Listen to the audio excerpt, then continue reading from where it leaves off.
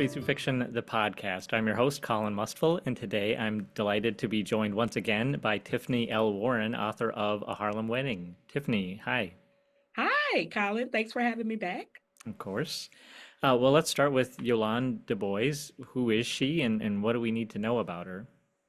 So, Yolande Du Bois is the daughter, or was the daughter of W.E.B. Du Bois, the civil rights icon, NAACP, um, not founder, but he was pretty much the face of it during the Harlem Renaissance during the 1920s.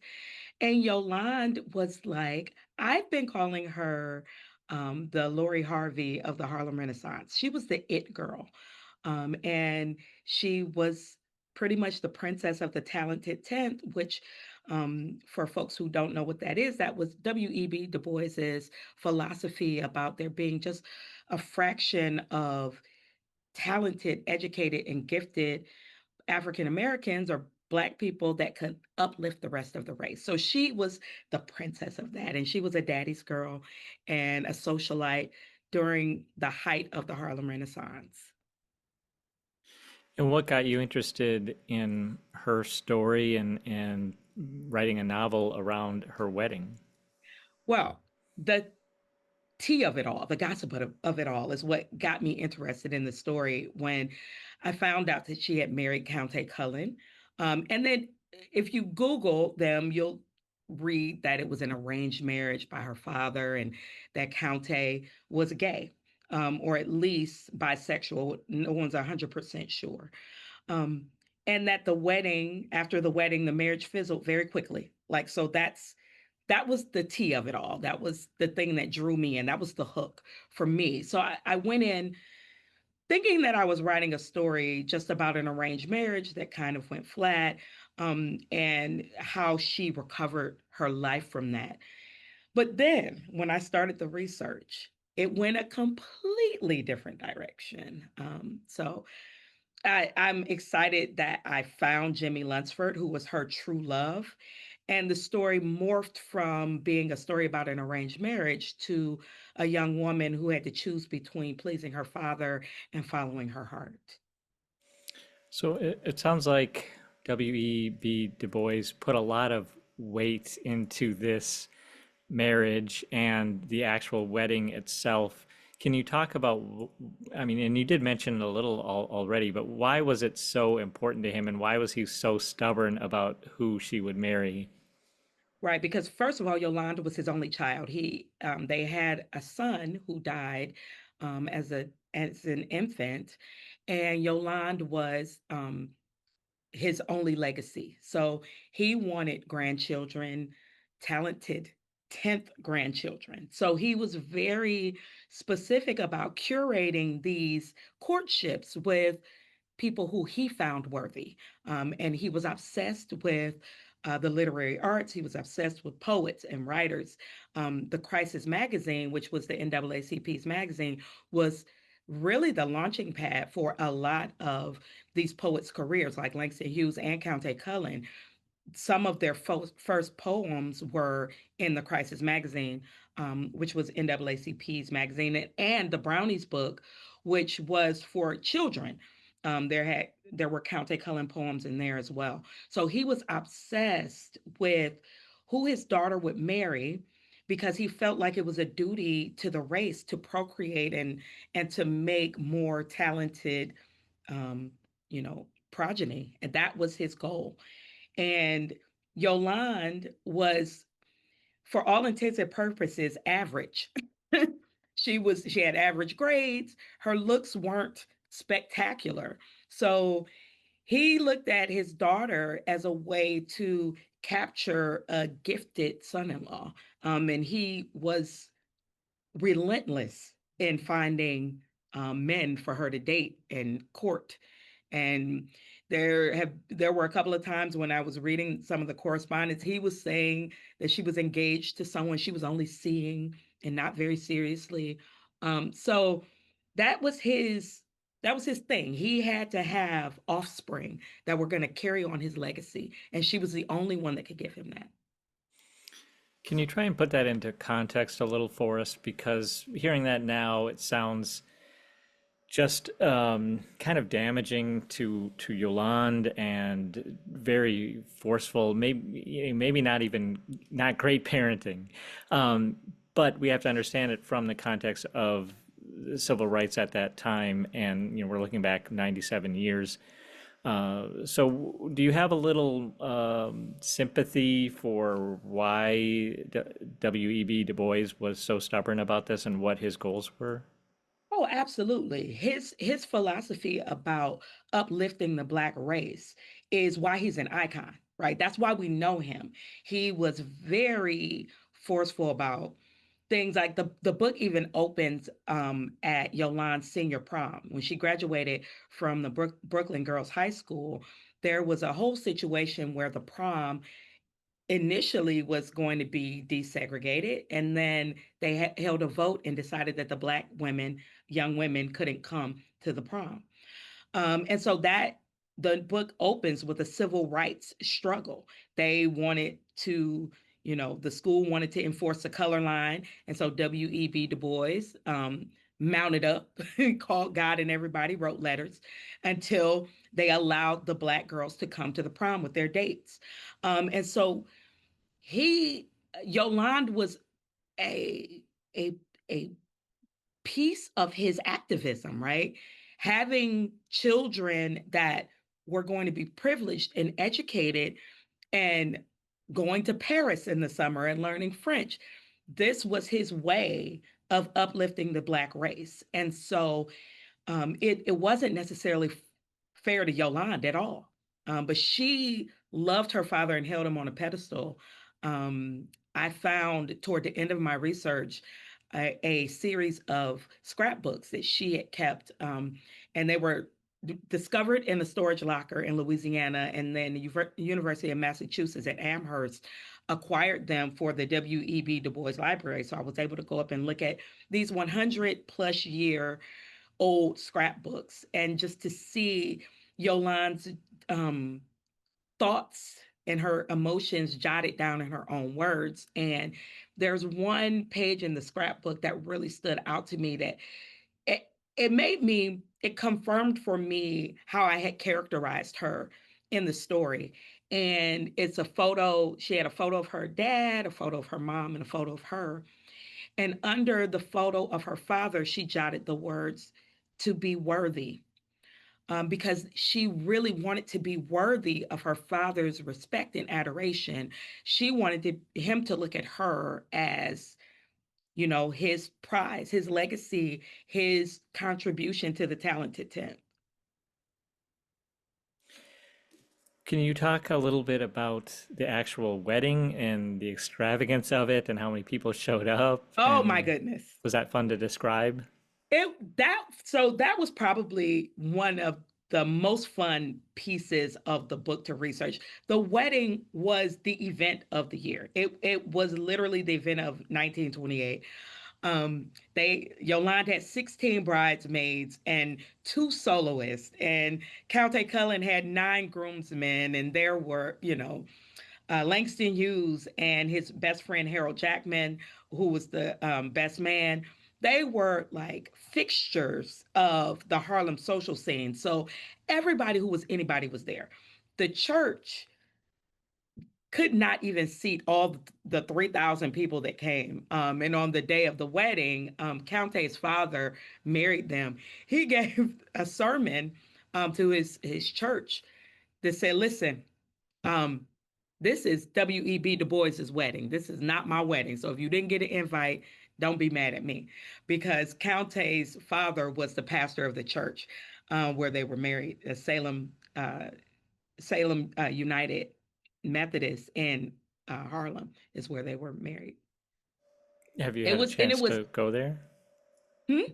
Have you had a chance to go to that church? I have visited, and I'm going back this spring we're doing a little walking tour of Harlem for some of my readers. But yes, when I went to Harlem to stay for 3 weeks to research, and I went to all the locations. I was researching my book with Victoria Christopher Murray while she was writing Harlem Rhapsody, because the books are connected. W.E.B. Du Bois is in her book and mine. So we researched together, and I was able to go to all the locations, even some of the places that aren't there anymore, like the Savoy, which was a nightclub at the height of the Harlem Renaissance. It's no longer there, but there's a little placard that says this is where the Savoy was.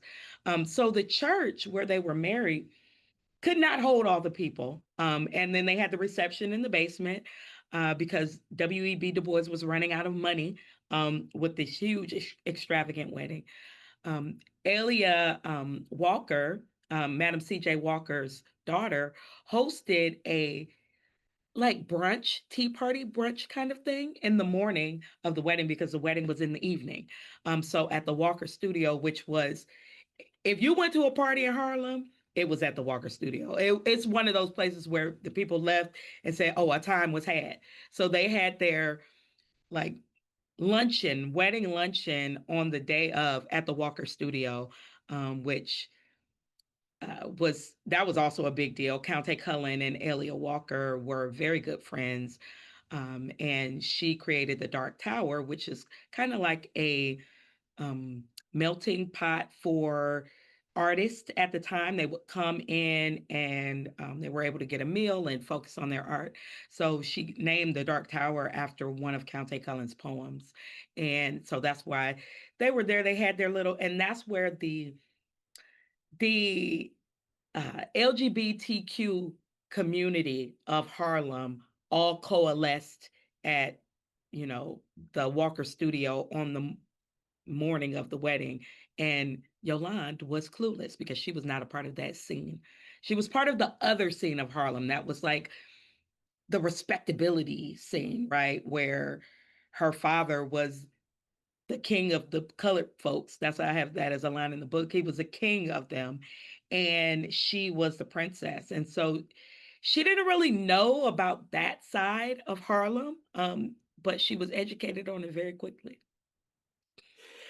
Well, I want to ask about that, but before I do, you did say something real quickly there that you're doing a walking tour for readers. Can you tell us about if someone's interested in doing that? Maybe we're talking now in November. The book doesn't come out for a while, so maybe you don't have any links yet, but tell us about what that is. I actually do. So we're having a release party in Harlem at the beginning of May, May 8th, I think is the day for the party. So May 7th through the 9th, we're going to go up there and just really, the readers, what I'm finding about historical fiction readers that I love because I'm still new to this genre is that they really get into the history part and they want to dress in Harlem Renaissance attire for the party, which I'm all about a theme party. So let's go. Um, and so we're going to do that. And then I want to show them the places that inspired me, like the 135th Street Library, which is now the Schomburg Center, which is where I did the lion's share of my research was right there in that library, reading all the letters that were written in cursive between Harold and Countee and Yolande and Countee, and even with Jimmie. And so that was it. I want the readers to kind of feel what I felt as I moved through Harlem. And those brownstones that they lived in are still there. So we had the addresses because everybody wrote letters. So we have everybody's address. We know where everybody. It's better than like Google. You could just lists and lists of addresses, and we went to the brownstones, took pictures, and I really want the readers to to see like this is where Yolande lived. This is Strivers Road. This is just the places that really inspired some of my what I think is my best, some of my best writing. That's awesome. That sounds really fun. Well, so you said she learned pretty quickly. As I told you pre-interview, I just in researching this, I watched some YouTube videos about the drama that unfolded without giving away too much of the actual novel. Like, just how quickly did things unravel, and how did you craft a narrative around that? You know, what is the arc of Yolande's story here in this novel? So she found out very quickly after the wedding that her husband was not really sexually attracted to her. And so that was very quick, like wedding night quick, that she found out. They were divorced in a couple of years. So it went very quickly. After they got married, um, Countee went to Paris. He had won the Guggenheim Fellowship. And so he went to Paris with his best man and his father. And Yolande ended up joining him later. So she found out very quickly about Countee's secret life. But the arc of it all is what I didn't go in knowing. Like I knew that piece of it. You could Google that part of it.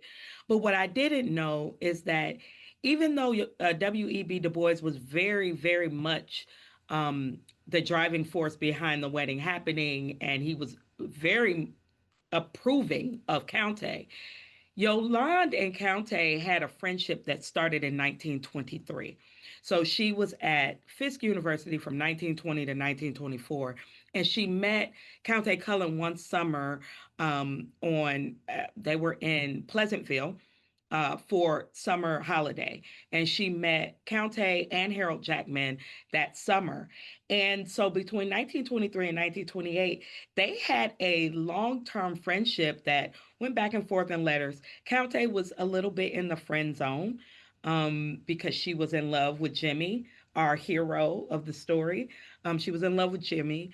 But she enjoyed Countee's friendship. And because her father um, approved of Countee, it was a way to kind of keep her dad off her back a little bit regarding Jimmie by interacting with Countee and being seen, out in the society with him. She was a member of Delta Sigma Theta sorority. It was not incorporated in 1920, but now it is. And Countee was Alpha Phi Alpha. So these were the Black fraternities and sororities were very much in lockstep when it came to everything in the as the movement went. Like so, society, their parties, conferences, they all worked together, and so. Yolande knew that side of Countee's life, his society portion, and so they were very good friends. So I had to build that friendship out in the book. And really, Countee was in the friend zone until we had something happen that would be giving things away. Something happens that kind of pushes her in his direction. And of course, WEB is thrilled because he does not like Jimmie at all. He has no respect for jazz music, particularly because he felt jazz was a form of music that degraded and it didn't couldn't be used for the movement. So like other art forms, he felt uplifted the race. He felt jazz just had folks, boogie woogieing on the dance floor, and so he had no respect for it.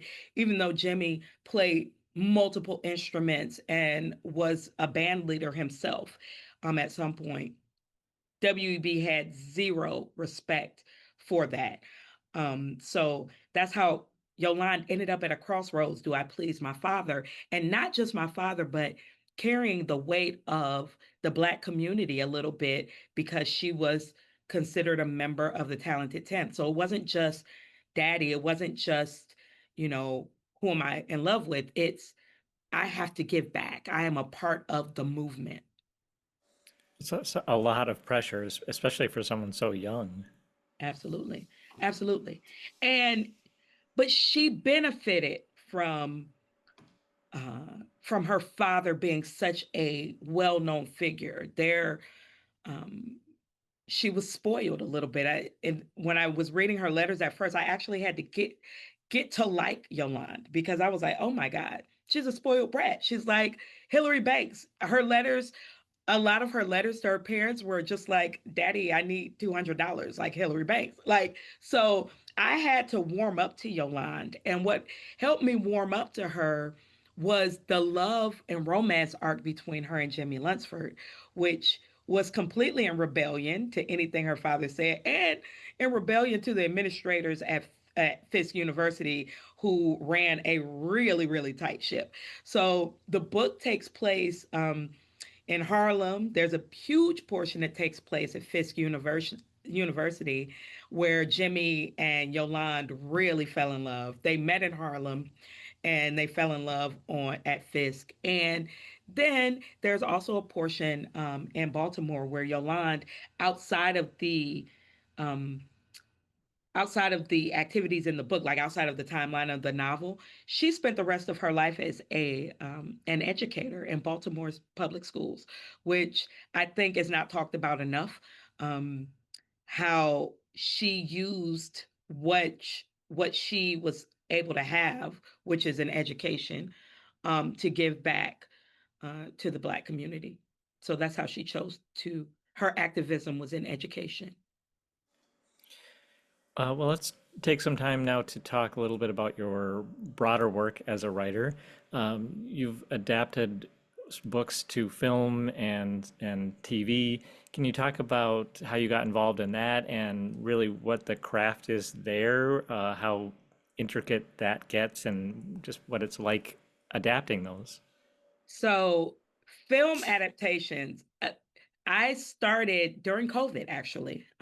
It was really a good time for TV execs because they weren't going into the office. So, they had a little bit more time to meet with folks who they had read proposals and said, well, maybe. So, it opened up an opportunity for me to meet with the executives at the time it was Black Entertainment Television, or BET, and adapting the books was, I thought it was going to be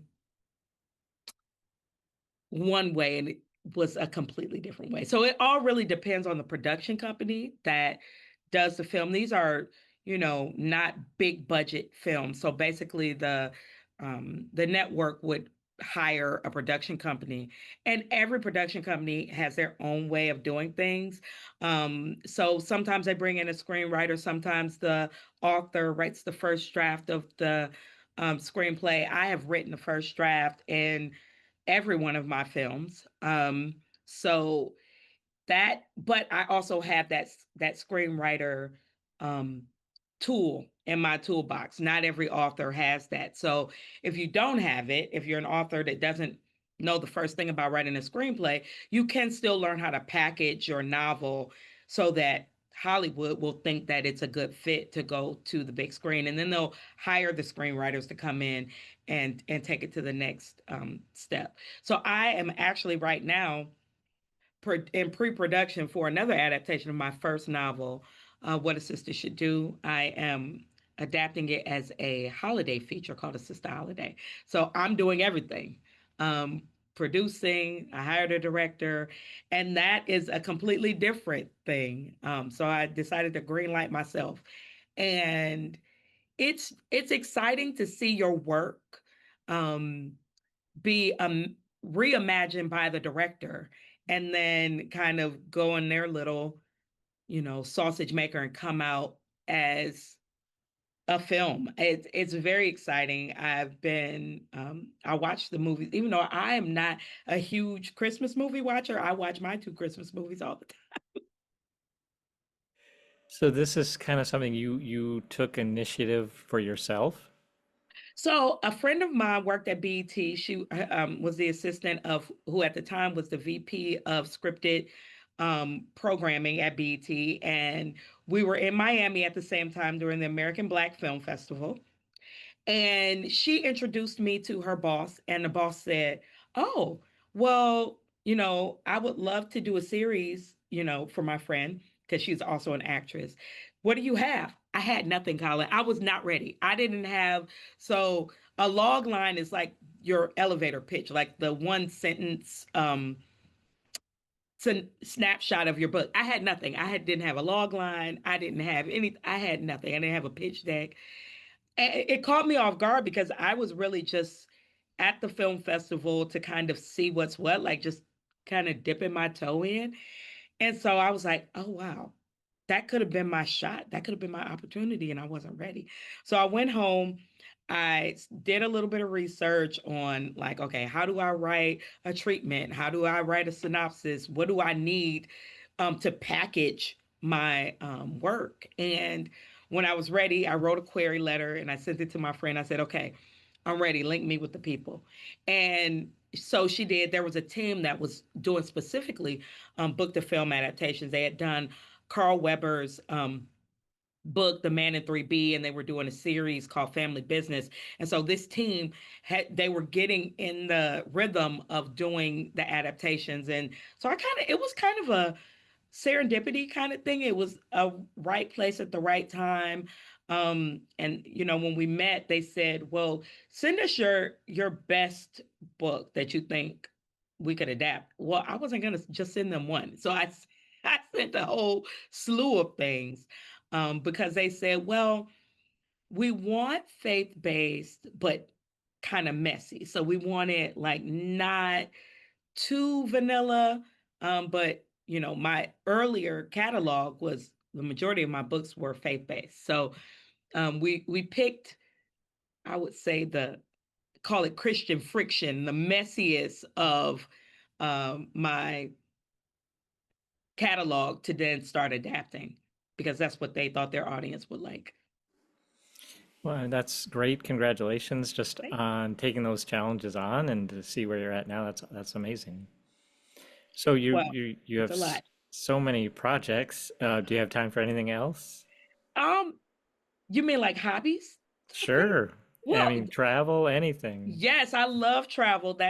I love to travel. Like I am anywhere with a beach is a destination for me. I am a mermaid. It's mermaid season right now, meaning I'm escaping from the cold of Maryland to find a beach in December. I'm the Um, opposite. Anywhere with a mountain. I cannot stand the beach. oh, really? I like the mountains too. Um, Especially when they're on islands, like when you go to Jamaica and you go up in the mountains and then you come Sure. down to the beach. That's great. Get the best of both. Yeah. Well, good. What are you working on now? Are you doing another historical or some other genre? I mean, you mentioned your film project. Do you have time for anything else? Yes, so I do. I am working on two different historicals. One, I'm thinking it's going to end up being a YA, although I'm toying with a dual timeline. It's based on an alien abduction story from the 1960s that was huge in the media. There was a couple, interracial couple, who said they were abducted by aliens. And this was a huge story in the 1960s. So I'm working on a dual timeline story around that. And then I have a couple of other historicals. As you do historical fiction, more people just pop out at you. And I don't know what time period I like the best, although I love Harlem. I want to stay. There's so many stories to be told out of the Harlem Renaissance. I would love to write another Harlem Renaissance book. Yeah, I imagine you have to stay focused and avoid those research rabbit holes. Absolutely. But a research rabbit hole is what got me to the unexpected diva in Elizabeth Taylor Greenfield. I was Hmm. researching Yolande, and W.E.B. Du Bois had the record company during the 1920s called Black Swan Records, and that was a tribute to Elizabeth Taylor Greenfield. So the rabbit holes, like, I don't know, they if I find something interesting enough, once I fall down a rabbit hole, it's gonna go into an outline and become a book. Sure. Well, Tiffany, congratulations on Harlem Wedding, and thanks so much Thank you. for joining me to talk about it. It's been an absolute pleasure. Uh, Thank you always, Colin. It's always a pleasure.